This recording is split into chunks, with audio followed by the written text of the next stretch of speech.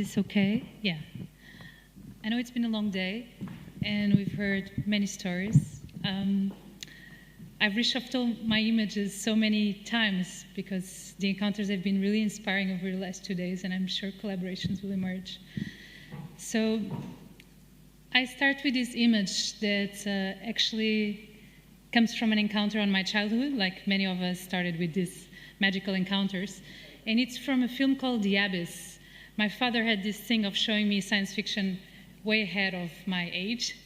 So when I saw The Abyss, which had these mythical creatures from the deep ocean that were kind of scary back then. So it's from a film called The Abyss, which really fascinated me because it was set, supposedly, on the abyssal plains. So it really stuck with me, and for a long time I was really fearful of the deep oceans, and I always had an obsession of finding where the abyssal plains started. I finally saw it from a plane a few years ago, and this kind of frontier space always stayed with me.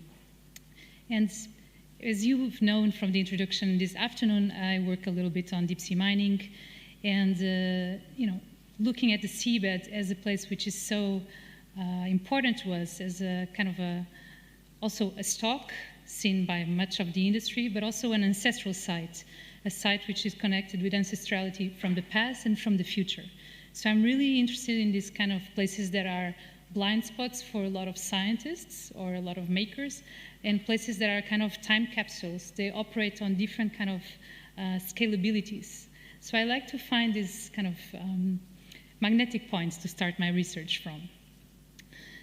And this is a still from the film that I shared with you the link on the Miro board called Tools for Ocean Literacy, the one that is inspired on the Charles and Ray Eames. And as you will see, it travels down the vertical axis of representation of the seabed and the water column. So I've been using the interscalar as a methodology on my practice for many, many years, and trying to think what are the different technological and community relations on an interscalar manner, not only on the water column, but also on other sites. As such, first I will just point you towards the chapters of my PhD research, which is what I'm really passionate about over the last 3 years. I'm on my completion year, so I have a few more months to finish my research. It has 3 chapters. The first one is on ocean sensing. So I kind of talked with a lot of scientists, one of them, David Gruber, that found out this turtle in the Pacific, and a few more people in the Azores and in the States. And I look at the chronology of oceanography and how it's indebted to sound explorations from early sonar use, 20s when it started, up until more recently seismic testing and different forms of technologies.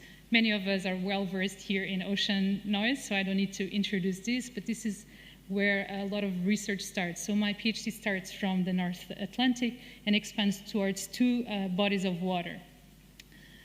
On ocean noise in particular, I am interested on the sensoriums we do not know and how they are affected. So I'm looking at forms of, for example, counter-sonicity, so how developments of sound are being used to avoid secondary bycatch by fishermen, for example, and how scientists develop technologies such as pingers that interact with fishing activities to avoid this bycatch. So how we have to understand better, for example, the locomotion of sharks and the electromagnetic perception of manta rays to then avoid that some species get extinct. So I'm looking at forms of sonicity and counter-sonicity in scientific practices. I'm mostly a person, I'm a generalist in everything, not a specialist, and I'm mostly a person who's very curious looking at different practitioners. So I wouldn't say I'm an anthropologist at all, but I'm a curious person that is on a junction of different epistemologies. Hence my methodologies and my projects are always transdisciplinary and involve different views upon a problematic or a blind spot. My second case study is on the petrochemical corridor on the Mississippi. Actually, I interviewed some people from the Homo Nation that you referred, like some really great water activists. And this is a chapter which is more dedicated to sensorial ethnography.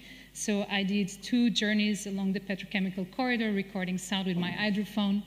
And this is an over-industrialized area, which is very, very different than what I live here in Portugal, where we have many threats of drilling and extraction, but they are kind of very far from us on this level of toxicity as well and of impacts in communities.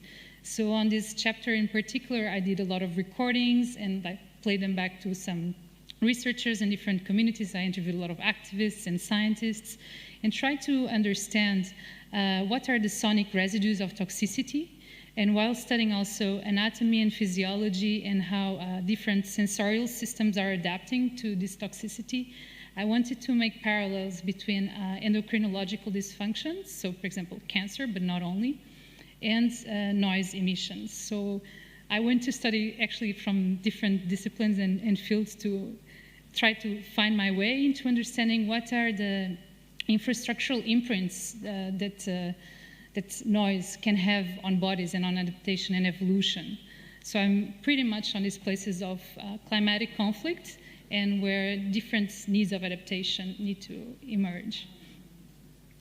This is just some images from fieldwork, and every day we read Rivergator, which is this incredible online diary that has mile-by-mile Mississippi River annotations of how to navigate it, but also all the refineries that exist. There were 400 plantations on the petrochemical corridor that have been replaced by 200 refineries and a lot of carceral institutions. So forms of sensorial land and labor dispossession are, of course, racialized, but I'm very interested as well in this side of forms of dispossession towards non-humans that are, of course, implicated in these ecosystems. This is just one of the diagrams in the old Persian illustration that I was telling our colleague here that we were speaking yesterday about, sensing sound and how our different nervous systems are implicated in different kind of apparatus. And I've been trying to speculate if the Chinese medicinal concept of qi, the vital energy, could be comparable to sounds or to rhythmicity. And if we have intergenerational responsibility of the signals that we emit, because they, of course, impact in unprecedented ways, we don't know different species and their behavior. So I always kind of think on these feedback loops between body, the environment, and the sensing mechanisms. The many bodies, the multiple bodies on their many scales. My third case study on this research dedicated to aquatic bodies, it's more connected with the logistics in the Teja River estuary. That's the image that you see here. You see the large bay of this estuary in Lisbon. The river starts actually in Spain, so it crosses all Iberian Peninsula, and its hydrographic basin is very connected with agricultural developments, a lot of intensive extractive projects. And in this river, I've been looking at different kind of conflict areas. One of them is the new airport that they want to build in Montijo, which is being disputed because it's a natural reserve where 200,000 migratory bird species, they winter every year. They come from Arctic to South Africa, and they nest there. And it's also an area which is a wetland, so very important for carbon sinking, as we've seen with our colleagues previously. I'm also very interested in a particular crime connected with Celtejo company that has been polluting the river due to cellulose industry, so the monoculture of eucalyptus to make paper, probably this paper we have here, which is the most common paper in Portugal. And they've been connected with environmental crimes for a long time, of toxicity for many years. And I'm interviewing a lot of river guardians, unofficial and official river guardians of 60s and 70s generation. So I'm connecting more with the idea of oral witness. So I work with sound on various levels and different epistemologies as forms of encounters of communities and a form of conservation. I also do these water walks, which is a methodology that I've been developing around all the estuaries. So I take people on walks, I tell them about the transformation. We have listening points, we do listening exercises. I experiment a lot with Pauline Oliveira's deep listening exercises. So going back, like Virginia, we were talking about embodied forms of sensing and research. That's what I'm really after.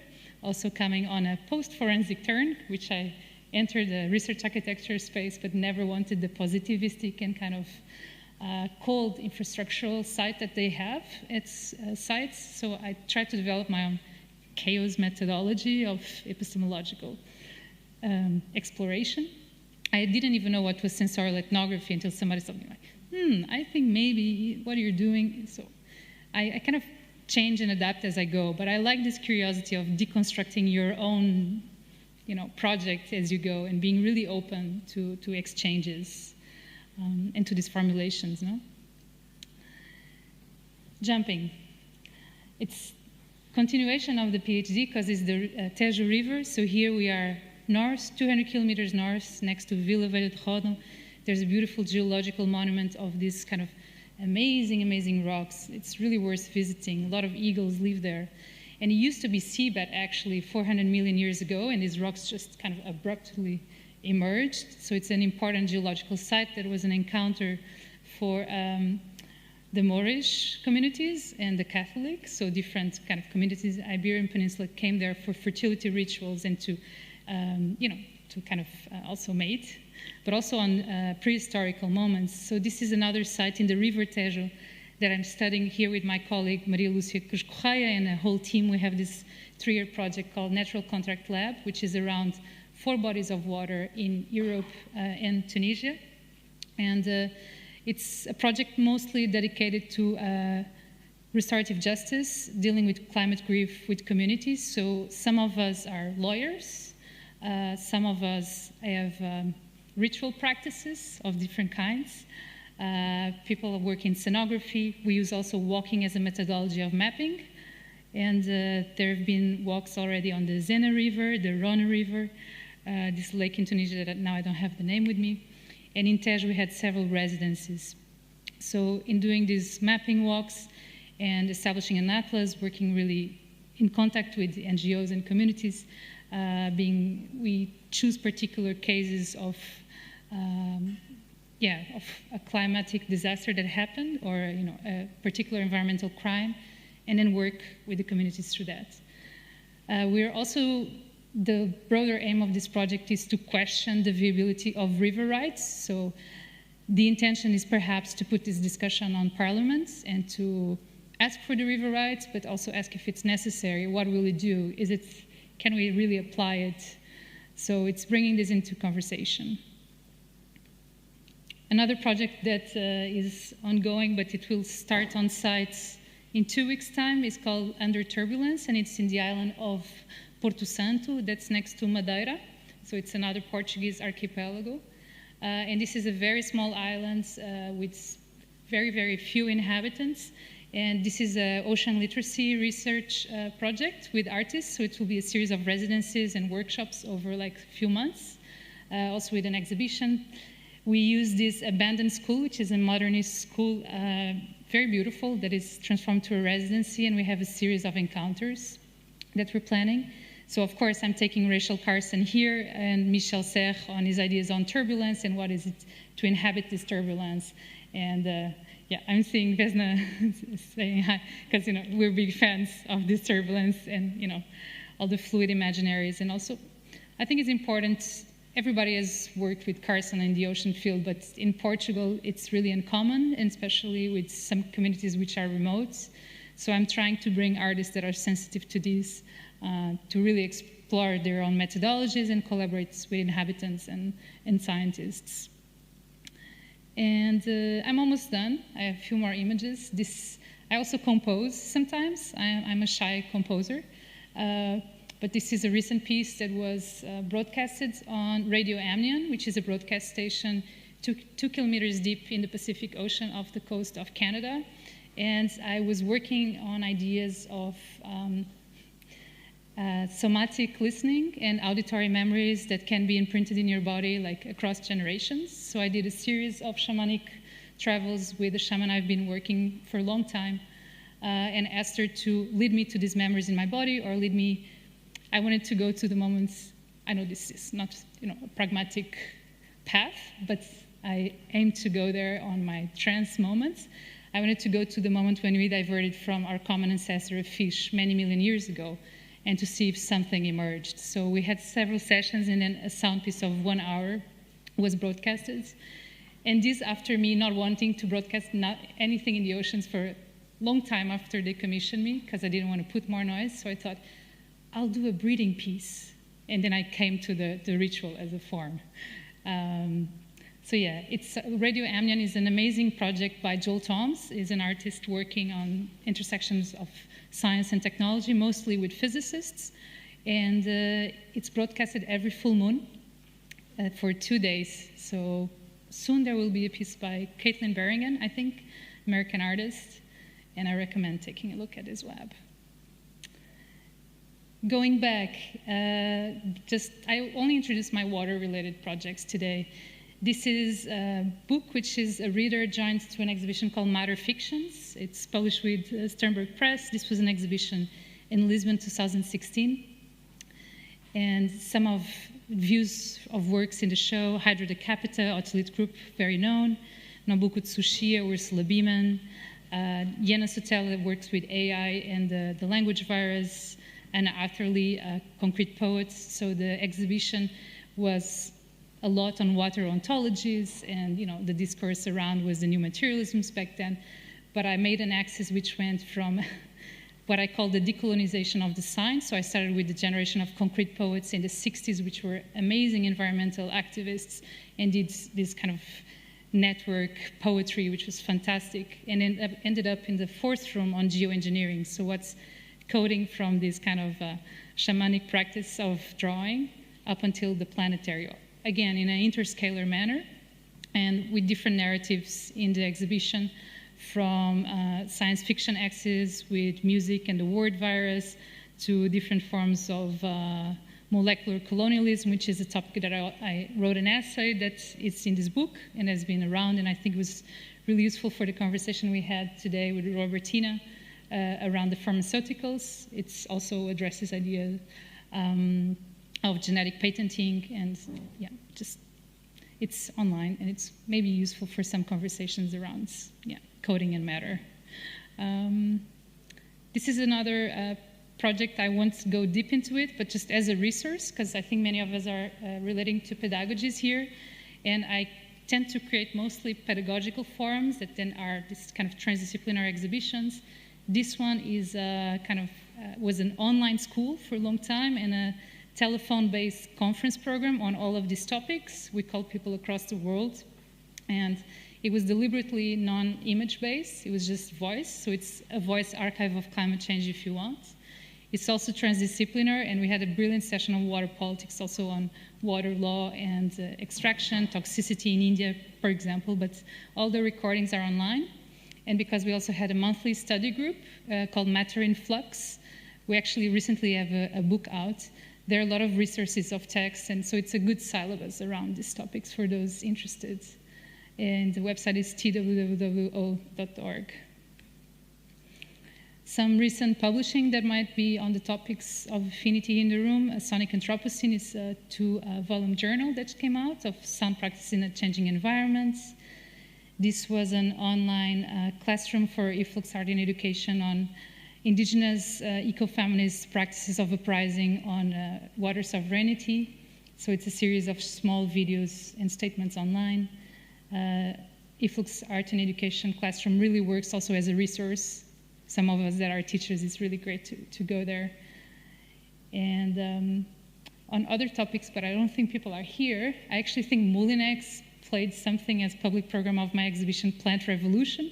So I did many year research on plants, and I proposed that they should not be treated as subalterns, but actually have a revolution. And this exhibition goes from the cybernetic moments, and also the moment on the scientific labs when the plant is explored as an infrastructure, and then on the psychedelic moment when there's a reversal of the lands, we become the infrastructure of the plant. And there are different paths, the GMO science fiction path, and the kind of indigenous rights decolonization of the soil, and new soil narratives. So there's more info on that. I won't jump into that, but whoever wants to talk about plants, I'm really happy. There was also cyanobacteria and a lot of algae. Also on food, but I see Francisco's not here, but I did a whole kind of metabolism and digestion school at Istanbul Design Biennial with a lot of workshops with different Indonesian collectives on gleaning and on homemade medicines and hacking. So lots of stories on foods. And yeah, that's it from me. Thank you.